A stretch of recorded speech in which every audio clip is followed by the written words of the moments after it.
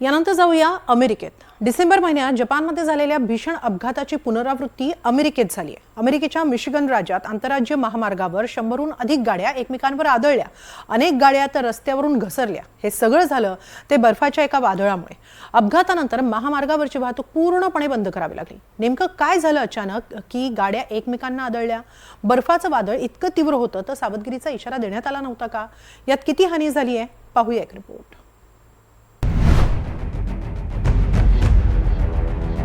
Bomb हिमवादळाचा जबरदस्त तडाखा। अमेरिकेच्या मिशिगन राज्यात भीषण अपघात। 100 गाड्या एकमेकांवर आदळल्या। अमेरिकेतील मिशिगन राज्यात बर्फाच्या वादळामुळे मोठा रस्ते अपघात झालाय। सोमवारी एका आंतरराज्य महामार्गावर 100हून अधिक गाड्या एकमेकांवर आदळल्या। अनेक गाड्या रस्त्यावरून घसरल्या। 30हून अधिक सेमी ट्रेलर ट्रक अडकले। अपघातानंतर पोलिसांनी महामार्गाच्या दोन्ही बाजूंची वाहतूक बंद केली। हा अपघात मिशिगन मधील ग्रँड रॅपिड्स शहराच्या नैऋत्येला आंतरराज्य महामार्ग 196 वर झाला। मिशिगन राज्य पोलिसांनी दिलेल्या माहितीनुसार या अपघातात अनेक जण जखमी झालेत, मात्र अद्याप कोणत्याही मृत्यूची पुष्टी झालेली नाही। अडकलेली वाहनं हटवण्यासाठी मदत आणि बचाव कार्य तातडीनं सुरू करण्यात आलं। प्रत्यक्षदर्शींनी दिलेल्या माहितीनुसार बर्फाळ वाऱ्यामुळे पुढे चालणाऱ्या गाड्याही क्वचितच दिसत होत्या। गाड्या फार वेगातही नव्हत्या, तरीही वाहन चालकांना अचानक त्यांची वाहनं थांबवताना प्रचंड मेहनत घ्यावी लागली। सध्या अमेरिकेतील अनेक राज्य बर्फाळ वादळाचा सामना करतायत। या वादळाला बॉम्ब सायक्लोन म्हटलं जातं। उत्तर मिनेसोटापासून विस्कॉन्सिन, इंडियाना, ओहायो, पेन्सिल्व्हेनिया आणि न्यूयॉर्क पर्यंत अत्यंत थंड हवामान किंवा बर्फाळ वादळाची स्थिती निर्माण होऊ शकते, अशी माहिती अमेरिकेच्या नॅशनल वेदर सर्व्हिसनं दिली आहे। सोमवारी रात्रीपासून मंगळवार सकाळपर्यंत उत्तर मध्य फ्लोरिडा आणि आग्नेय जॉर्जियामध्ये तापमान 0 अंशांपर्यंत खाली येऊ शकतं, असाही इशारा देण्यात आलाय। केवळ महामार्ग 196 वरच नाही तर मिशिगनमधील इतरही रस्त्यांवर बर्फाळ वादळामुळे अनेक अपघात झालेत। काही ठिकाणी तर अनेक ट्रक जॅकनाईफ झालेत। अनेक गाड्या रस्त्यावरून घसरून पडल्यात। दरम्यान सोमवारी झालेल्या भीषण अपघातामुळे देखील अनेक प्रवासी अडकून पडले। अडकलेल्या प्रवाशांना बसमधून हडसनविल हायस्कूलमध्ये नेण्यात आलं। तिथून त्यांना संपर्क साधण्याची तसंच त्यांच्या घरी जाण्यासाठी पर्यायी व्यवस्था करून देण्यात आली। दरम्यान वाहनं पूर्णपणे हटवली जात नाहीत तोपर्यंत रस्ता वाहतुकीसाठी बंद ठेवावा लागणार आहे। डिसेंबर महिन्यात जपानमध्ये असाच एक अपघात झाला होता। गुन्मा प्रांतातील मिनाकामी शहरात कानएत्सू एक्सप्रेसवेवर बर्फाळ वादळामुळेच अपघात झाला होता। काही कळायच्या आत 1-2 नव्हे तर चक्क 60 गाड्या एकमेकांना आदळल्या। या धडकेनंतर काही क्षणातच गाड्यांनी पेट घेतला। यात 3घांचा मृत्यू झाला तर 26 जण जखमी झाले।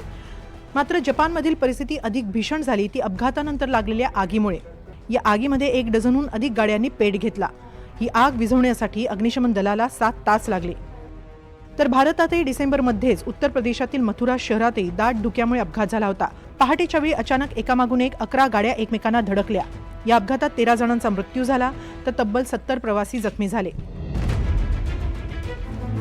15 डिसेंबर 2025 रोजी हरियाणामध्ये दिल्ली मुंबई एक्सप्रेसवेवर अपघात झाला। नूह परिसरात धुक्यामुळे 20 ते 25 वाहनांचा साखळी अपघात झाला। यात 4 जणांचा मृत्यू झाला। तर पूर्वांचल एक्सप्रेसवेवर 16 डिसेंबर 2025 रोजी धुक्यामुळे 2 कारची धडक झाली। यात 2घांचा मृत्यू झाला। 14 डिसेंबर रोजी यूपी हरियाणा सीमा भागात कमी दृश्यमानतेमुळे 80 वाहनं एकमेकांना धडकली। यात 12 जणांचा बळी गेला। 27 डिसेंबर रोजी पंजाबच्या लुधियानामध्ये धुक्यामुळे एका उभ्या असलेल्या टँकरला दुचाकी धडकून 1 जण ठार झाला। चीनच्या झिजियांगमध्ये 6 डिसेंबर 2025 रोजी झिजियांग उयगुर स्वायत्त प्रदेशात दाट धुक्यामुळे आणि बर्फामुळे अनेक वाहनं एकमेकांवर आदळली। यात 9 जणांचा मृत्यू झाला तर 60 जण जखमी झाले। ग्वाटेमालामध्ये 27 डिसेंबर 2025 रोजी सोलोला विभागातील एका हायवेवर एक बस दरीत कोसळली। या अपघातात 15 जणांचा मृत्यू झाला आणि 19 जण जखमी झाले। अमेरिकेच्या टेक्सासमध्ये 23 डिसेंबर 2025 रोजी मेक्सिकन नौदलाचे एक विमान टेक्सासच्या गॅल्व्हेस्टन बे परिसरात धुक्यामुळे कोसळलं। यात 5 जणांचा मृत्यू झाला। दरम्यान अमेरिकेत डिसेंबर महिन्याच्या अखेरीपासूनच बॉम्ब हिमवादळानं धडक द्यायला सुरुवात केली। बॉम्ब हिमवादळ म्हणजे हिवाळी वादळ। यात हवेचा दाब 24 तासांच्या आत 24 मिलीबारनं किंवा त्याहून अधिक वेगानं कमी होतो। या प्रक्रियेला बॉम्बोजेनेसिस म्हणतात। त्यातूनच बॉम्ब हे नाव पडलं।